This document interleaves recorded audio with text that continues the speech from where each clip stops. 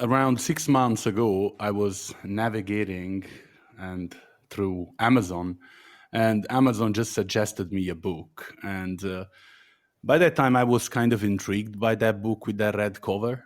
And I always say that I know everyone, I know all the sales training companies worldwide. I read all the books, but this was one of the books that I was missing. So I was even more intrigued by the summary of the book. I bought it, and I think that I discovered one of the best books of the last, I think, 5-6 years. And I'm really happy to have Tom Stanfill, the author of the book, on the show. Hi, Tom. Hey, my friend. Nice to see you, and thank you for having me on your show. I'm excited. I love Italy. So I love that the book reached all the way, 6,000 miles away, and you reached out to me. So which is great. I love the fact that you're a seller, you're doing the work, and you personally reached out to me because you have a podcast. I got to support my friend. So I was excited to get that you reached out and get your email. No, thank you so much for accepting. So, Tom, let's get the conversation started because I have a lot of questions for you. I told you fire away. I have a lot of them. And the first one is that, as I said at the beginning, I always say that I know everyone and all the training and consultancy companies and blah, blah, blah. But I didn't know ASLAN. So if you want to just say a few words about you, yourself, and your company, so the audience can. Happy to. Most of them will know. So I started a company called ASLAN in 1996 with my partner, a guy named Tab Norris. After running several large sales organizations, I recognized the need to train sellers on how to improve how they sell. It was just a passion of mine. And, through some twists and turns, I ended up starting ASLAN with Tab. And so we've been around for, I guess, almost 29 years. We've been in 42 countries, trained probably over 100,000 sellers, work with a lot of the largest companies in the world. But we are primarily focused in the U.S. So that's probably why you haven't heard of us. We're one of the top 20 companies in our market, and have been for, I guess, the last 10 years in a row. So, but, we're not headquartered and have a lot of presence in Europe. So, which I'd like to change because I love Europe. Absolutely. And the first question I have for you is, how was to start a company, a sales training company in the 90s? That should have been. How hard was it? Yeah. I think it was extremely hard. It was hard. Yeah. It was very difficult. I went from, having brochures and working for other companies and having business cards, and all of a sudden I've got to literally pound the phones and get people to talk to me about sales training. And so it was difficult because they're like, who are you and what do you have to offer? And honestly, at the beginning, I was like, I don't know. I know that we have a way, an approach, and a methodology that's worked for me, and I'd like to share it with you. And kind of my philosophy was, you have to see it to believe it. So I would do whatever I needed to do to get in front of people, to show them. And that one of the ways we landed our first big account, which was FedEx, was to do free training. But it was hard. And so I remember those days. I always go back to those days because I remember I had to really focus on motivating myself.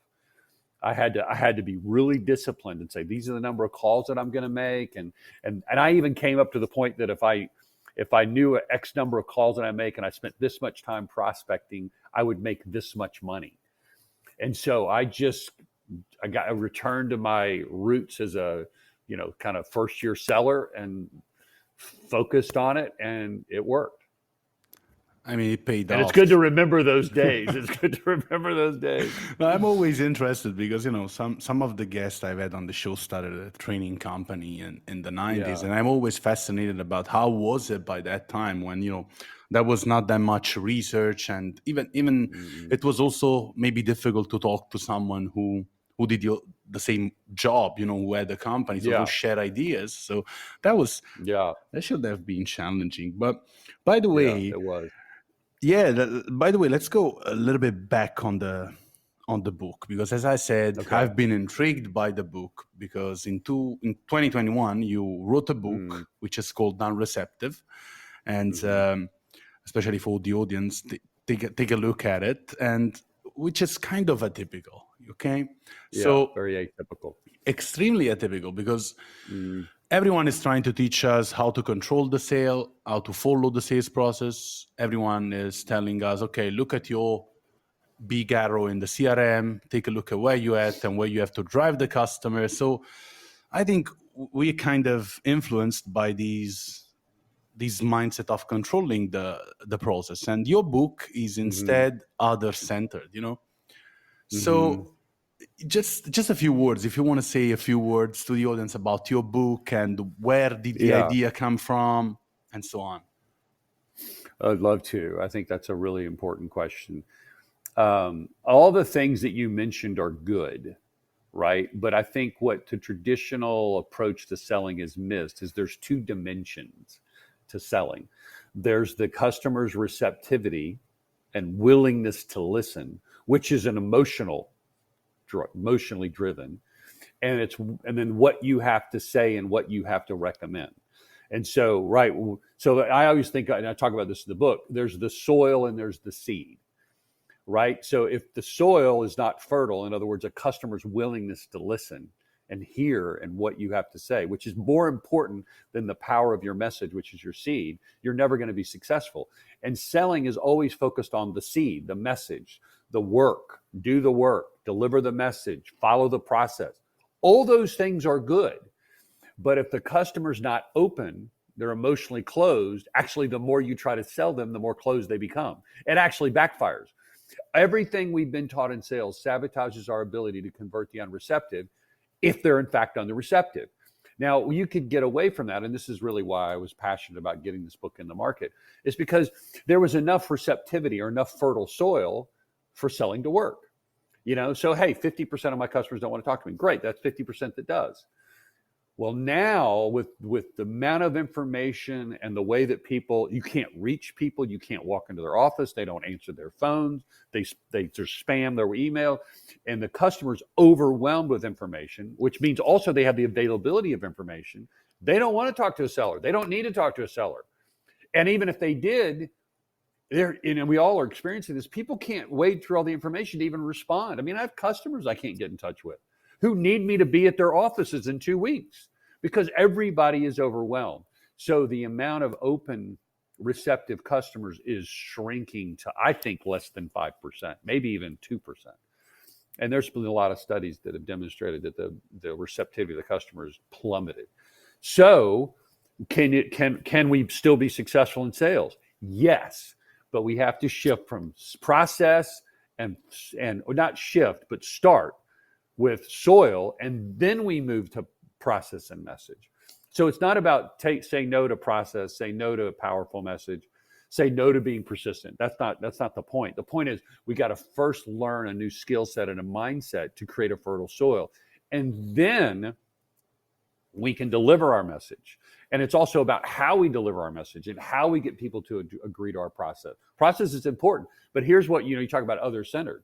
Other-centered is about focusing on the customer, right? And helping them make decisions and helping them solve problems. If your process is self-centered, not other-centered, they don't care, right? They don't need you anymore. So you need to build your process around how you serve them. And if you can't articulate each step in the process, then they're not going to be, quote unquote, receptive. And so we've lost our leverage in sales. So we better be good at what we do. And by the way, AI is going to replace you if you are dependent upon working really hard and delivering the canned marketing message. You are done.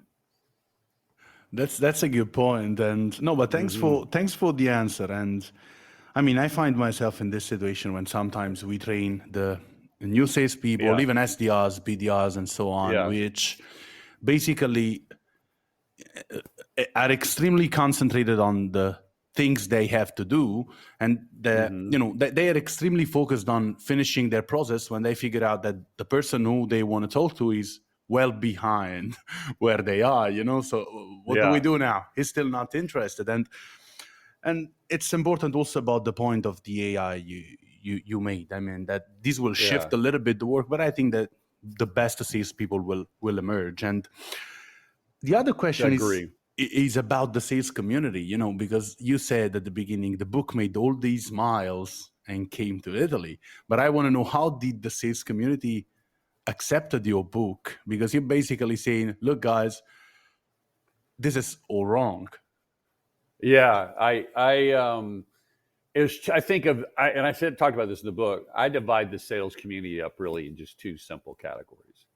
There's people really are wired to serve their customers, and they have more of an account management mindset, whether they think they're in account management or not. They have kind of more of a farmer mentality. It's like, I love my customers. I want to take care of my customers. I like to work with, and I have kind of this group of customers that I'm serving.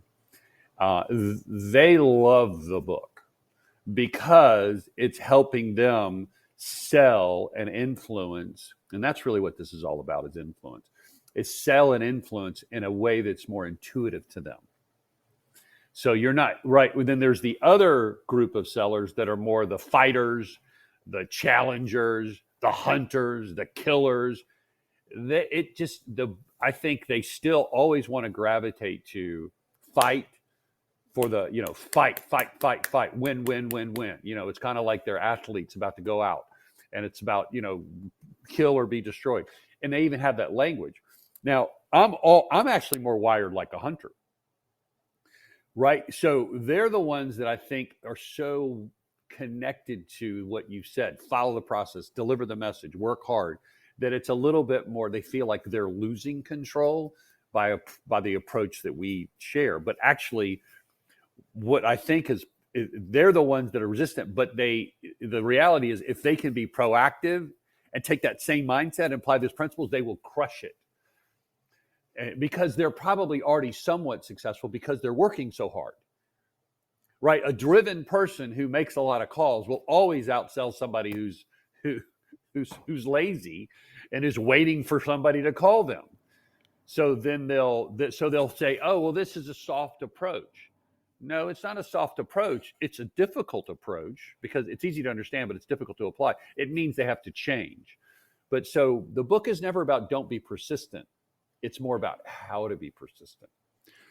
Absolutely. And it's also changing the definition, right? So for example, I talk about this a lot when I speak, as I say, you need to change your definition from winning to making the truth attractive, right? Your role in selling now is to make the truth, meaning here's my recommendation of what's going to be best for you. And I'm going to make that so attractive to you that it will be, you may or may not embrace it, but that's my role. That's influence. Whereas a hunter wants to win and kill. You can't force people now to make a decision and to buy your stuff. So that's where the rub is.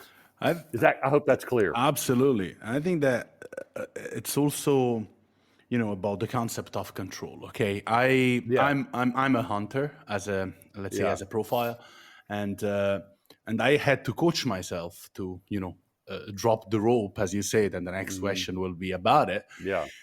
And I was able to do this when I understand that I was not giving someone else control of myself or of my process or of my work. I was just recognizing who was in power in that moment. Yeah. You know what I mean? It's just like reality. Exactly. It's like living your life. It's like when you talk to someone, it can be your husband, your wife, can be your girlfriend or whatever. You understand who's in control by that time. You step back a little bit, or you even take a few meters of space to breathe a little bit.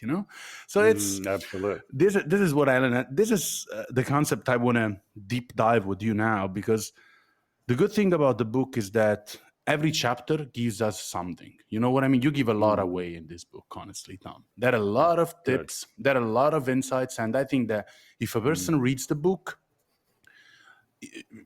she can find at least 12 tips to apply in the everyday life. Like, you know what I mean? It's really practical. But the concept I love the most. The goal. Yeah, that was your goal, I think. Yeah. It was. It was. I couldn't help it. It's like I still sell.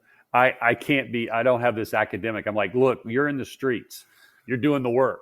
I can't. I can't try to tease you to hire our firm. I want to give it away. Honestly.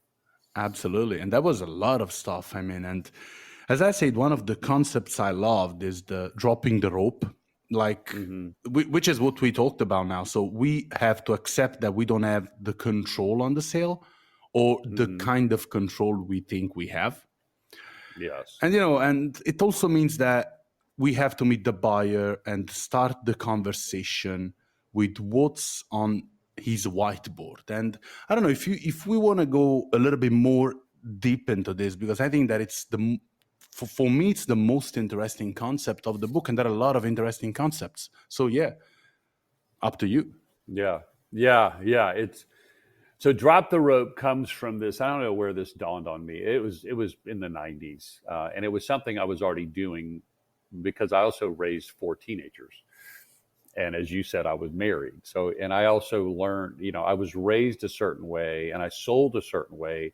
So I had always done this and seen it work, but I didn't have a label for it. But so somewhere along the way, I got this idea that there's a tug of war that's happening in every conversation, right? When you're trying to get somebody to change, right, you're basically saying they're wrong, right? Their opinion's wrong, right? Now, if they're following with you, there's no tug of war. But when you're trying to get somebody to change their beliefs, which is what influence is all about, this is what we're paid to do, is to change beliefs, whether we're a leader or a seller, or if I'm a parent, that's what I'm trying to do. I'm trying to change beliefs, right? That's what influence is all about. So when I'm trying to change somebody's beliefs, I'm basically saying you're wrong. And when you tell somebody they're wrong or they need to do something different, there's a tug of war that it's a tension. They feel it. And by the way, even if we're just walking to the room, because what's on our business card, if we have a business card anymore, and we're in sales, they go, well, you make a commission off what you recommend, right? Yes. So there's tension because they know you're pushing something. Even if you don't intend to do that, there is always tension.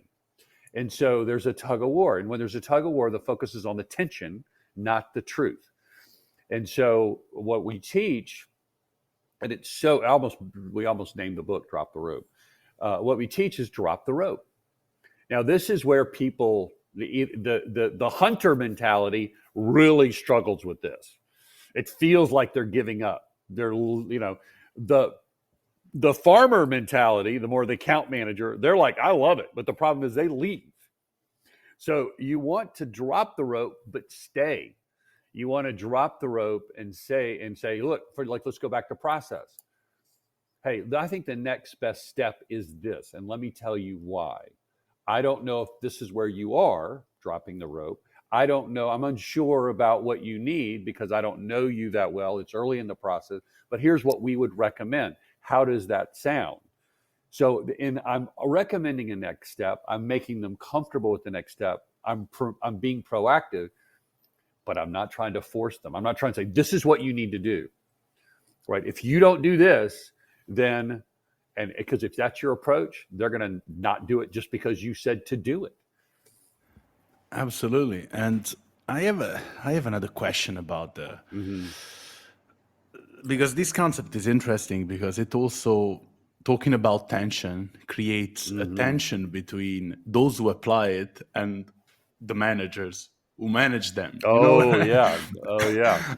There's a belief that they have control. So the question I have for you is, how can we make, how do I say, these drop the rope digestible? Because most of the time we are so much focused into, control the process, follow the process, do the activity, follow the metric, follow the KPI, do these by that day, otherwise these other thing doesn't happen. So in this word, how can we really not communicate to our company that controlling too much is wrong, and also drop the rope if most of our process are built on control, So what can we do as sellers?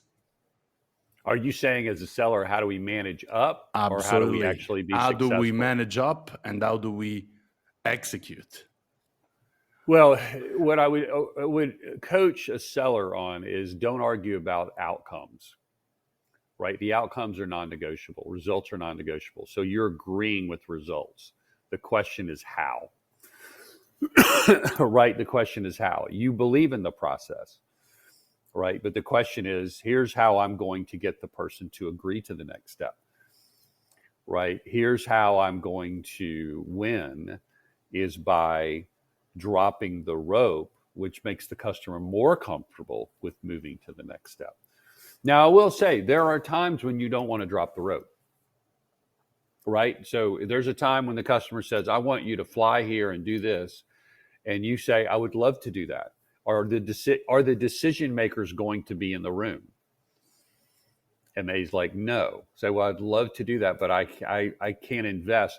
I'm here to solve problems, and I can only solve, and I have limited time. And so I have other customers that need me. So if you can get the decision makers in the room, I'll be there.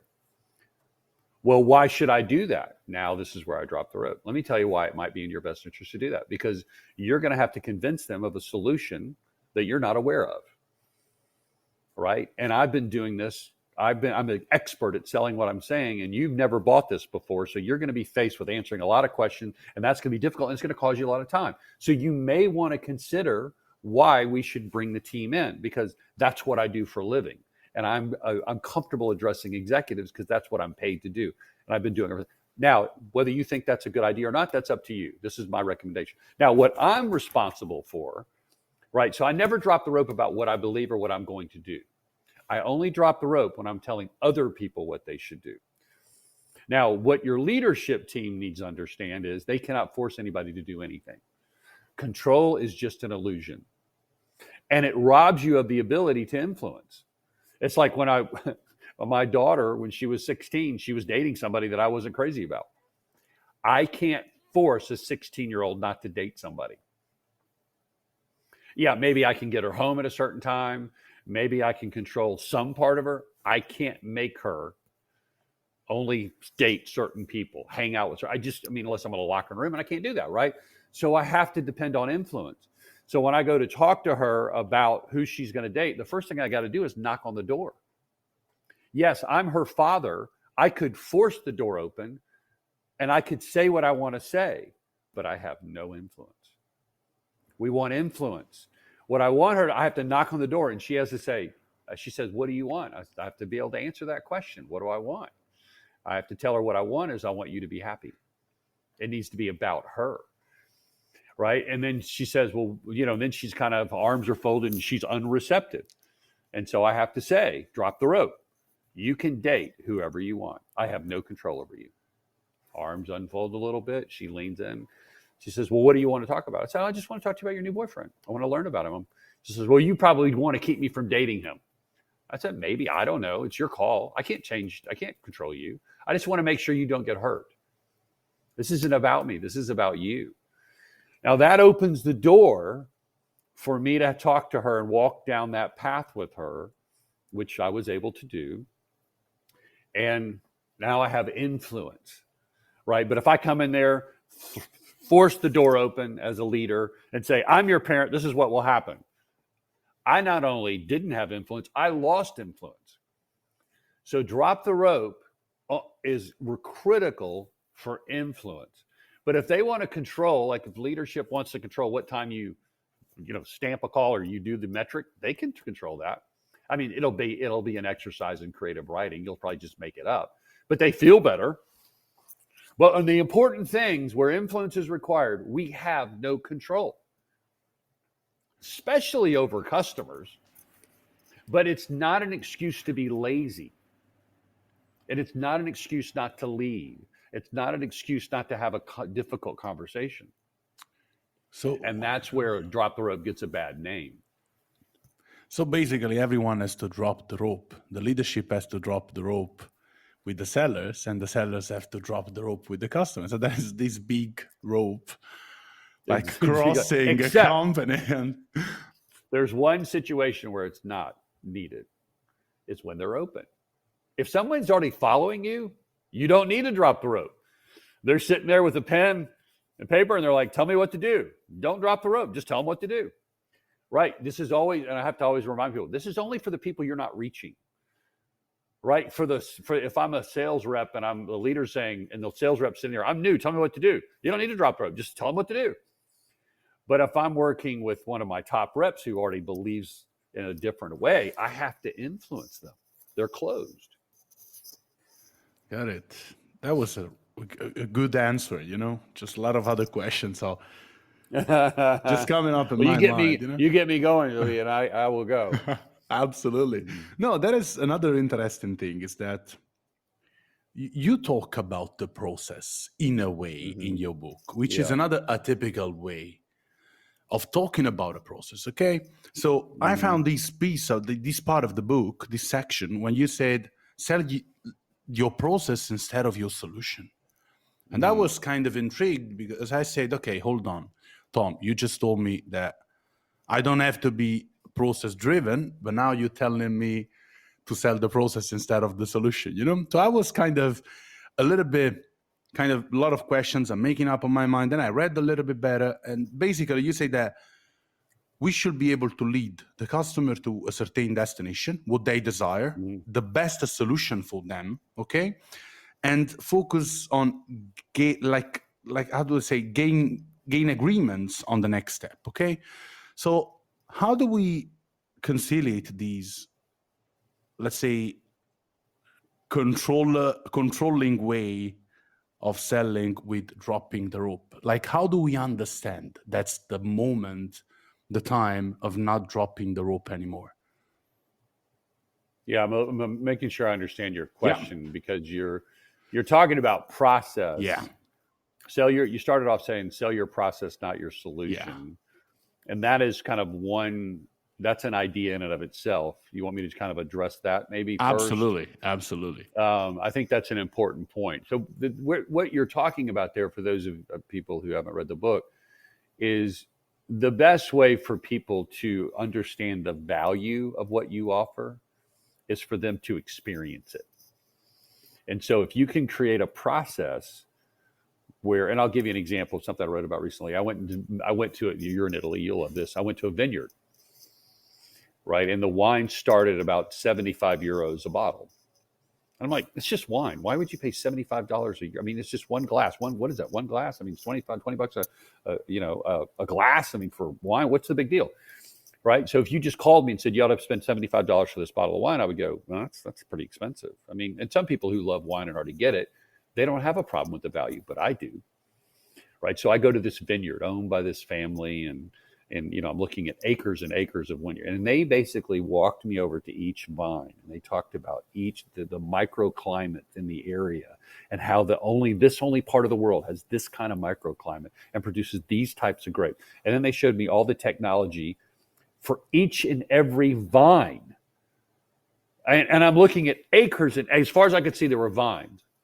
And each vine has its own technology that controls all of the moisture and then all the trimming that has to happen at every single plant. And I'm looking at it, I'm like, you should be charging me $500 a bottle of wine.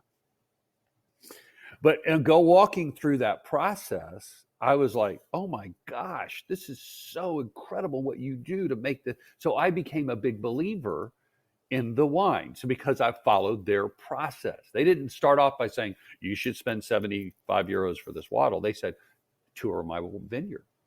Watch how we do it. And that through that process. So that's the same thing. If you can, first of all, build a process around helping the customer make a decision, not your process, their process. Where are they? What is the steps that they need to go through to invest in software? What are the steps they need to go to invest in capital equipment? What are the steps they need to go through to determine if the consulting firm is right? So, they have to establish what are the problems they have. They have to see what their options are. They have these steps. We should do a better job of defining that process for them, their process, not ours, because we're the ones that we're experts at selling it. They're not expert buyers.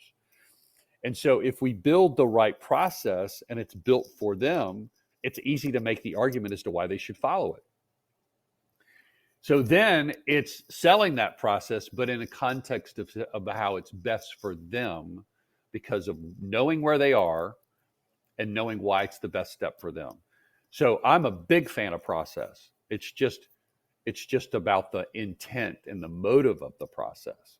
And most sellers are saying, I want to do this. I have to get them here because if I can get them here, I know that my probability of winning is high. Great. There's nothing wrong with that. But orient that around the customer. Not our biggest enemy is self. The customer doesn't care about us. They care zero about us. They care about one person, them.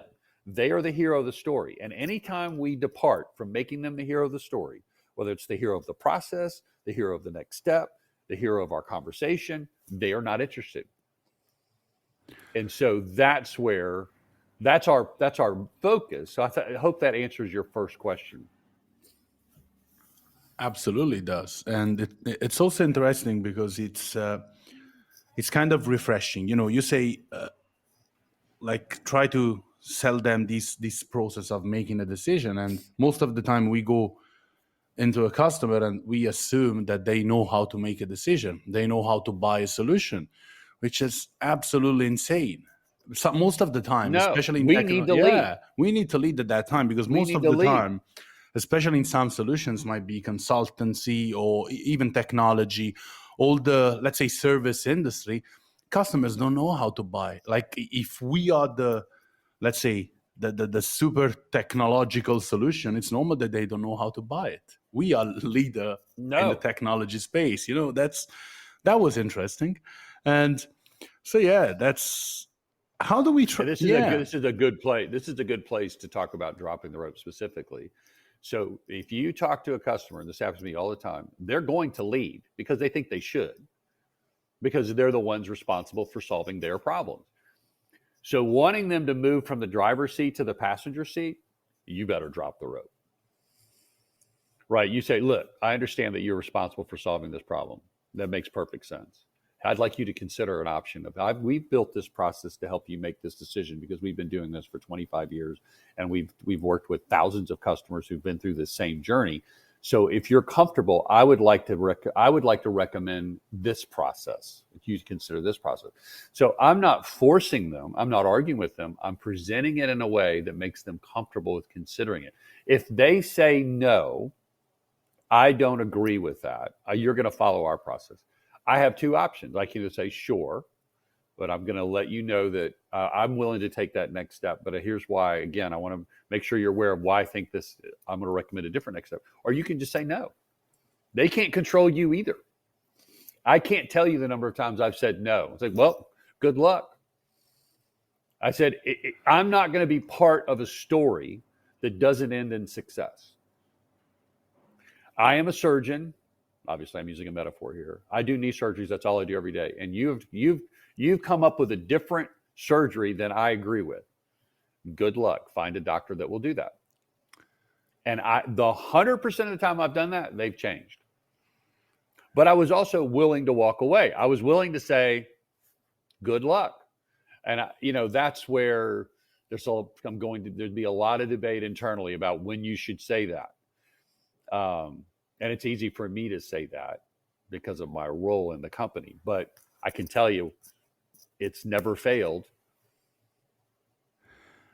The question is, how do we get to that level of confidence, Because, Tom, it requires a lot of confidence to tell someone no, or to tell someone, look, in this situation, like challenge the customer way of thinking. So Yeah. How do we get that confidence? That's a great question. Well, first of all, you have to know it's true.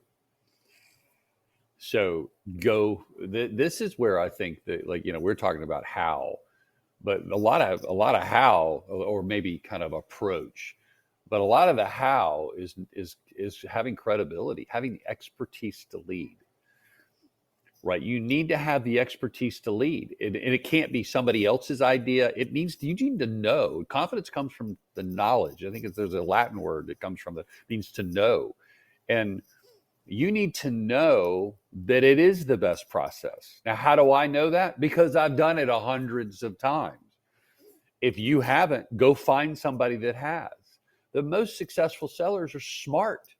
And not because they are books, not because they're geniuses. It's just because they have knowledge. They go seek information. They go, they're humble, they're learners, they're curious.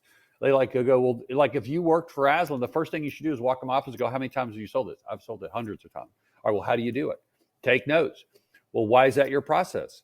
And then you go prove that then you go try it. But I think people a lot of times are just honestly lazy. They don't do the work. They're hoping that deals will work. They don't have the expertise. They do whatever the customer says, and some of it works out and some of it's not, because that's just easy. And you know what? We used to live in a world where if you had a really good product, our solution, then maybe that worked. And then if it didn't work, you leave the company. And I think those days are numbered, because I think when you have a really good solution and product, we don't need sellers. Absolutely. And I think that's no, but that's a good one answer. other thing about where the confidence comes from. The confidence also comes from just trying it. Right? So if maybe you have the knowledge, just test it. Test it on something that you're comfortable with. Drop the rope in situations where you're like, I don't really care what happens to this deal. It's a small deal. See what happens. Hey, I'm not sure if we're a good fit for you. Could I ask you a couple of questions to determine if we are? And then we'll determine if it makes sense to move to the next step. Just try it. See what happens. And they go, wow. Drop the rope with your kids. See what happens. Got it. So yeah, basically a lot of knowledge builds confidence, which needs to be sustained. You have to be humble to keep on learning and going over and over. And I mean, and this is, I think that's the reason why selling is so interesting, but because there is always something new to learn, it keeps on changing. The bases are the same, but then you can change how you kind of execute. So no, but really thank you. That's also when it gets really fun. Yeah. Is when you really know what you're doing and you are a trusted partner. It gets really fun. Yeah. It's like people are inviting you to see, they're like inviting you in the room and they're like, hey, we're trying to figure this out. We want you in the room. That's when it gets fun. That's when selling gets easy. Yeah. But how do you get there? Like a lot of years, a lot of work. Do the work. Here's the way I would say to our audience. If they wouldn't pay you to be a consultant, you don't have enough knowledge. Right? If they said, hey, we're about to invest in this solution or some solution like this, and you don't sell anything, would they pay you 500 euros or 1,000 euros to have time with you to get your insight on what they should do? If the answer is no, then you got more work to do. A little bit. Just a little. No, that was a really good one. So I have just another few questions. The first one is, I know ASLAN is, as you said, one of the top 20 companies in your space in US, but business is doing well. But what's next? Like, I mean, after the book, what's next? Are you already working on something else? Are you already writing something else? Yeah, I'm working on the next book is for leadership. We've realized a lot of what we're talking about. Change happens one-to-one, not in workshops, which obviously we deliver workshops and we write books and we provide content, and that's good. And we want to continue to do that.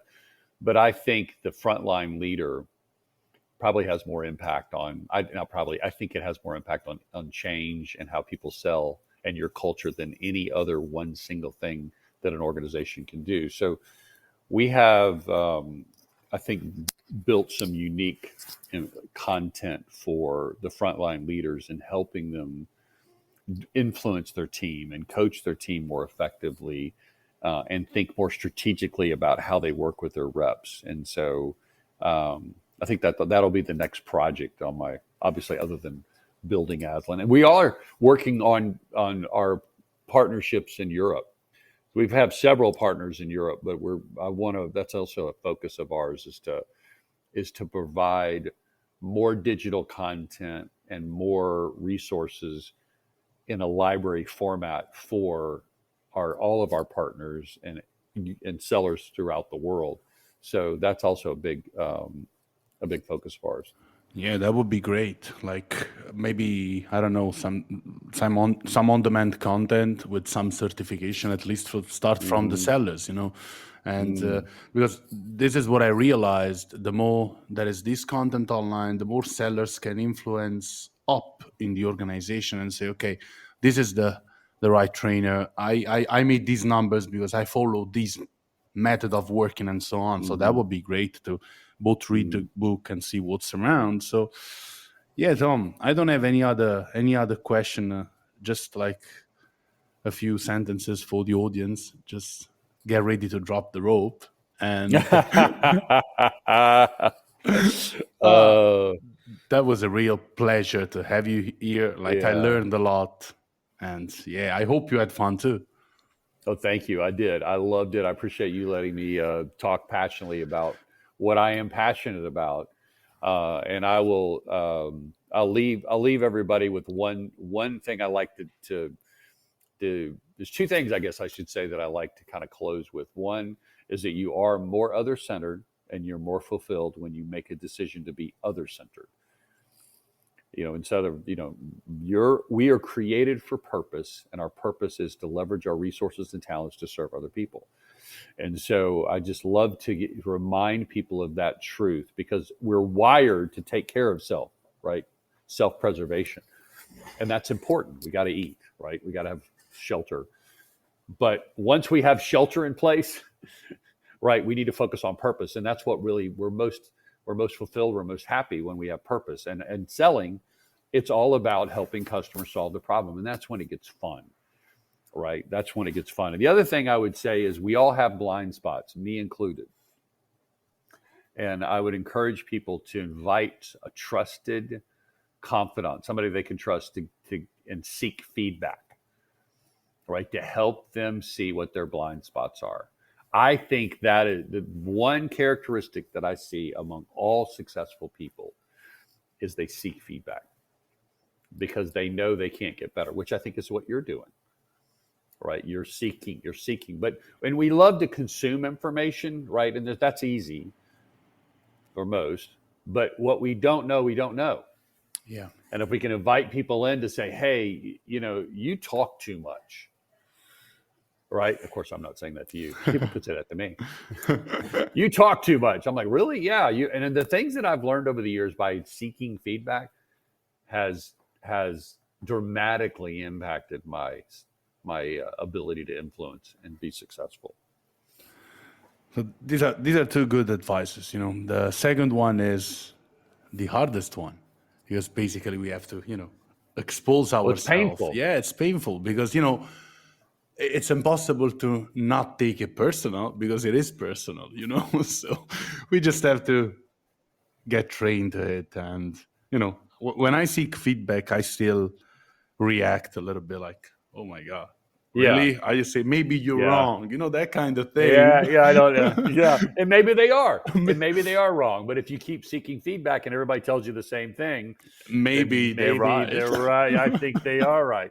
But there's two kinds of pain, and they're both unavoidable. There's either the pain of discipline and getting that information, right? Or there's the pain of failure. The pain is unavoidable. And I didn't make that up. I don't know who said that, but I heard that somewhere. But I love that. There's going to be pain. It's unavoidable. So there's the pain of discipline, practice, seeking feedback, like doing the work to prepare, which is seeking feedback sometimes is part of that pain.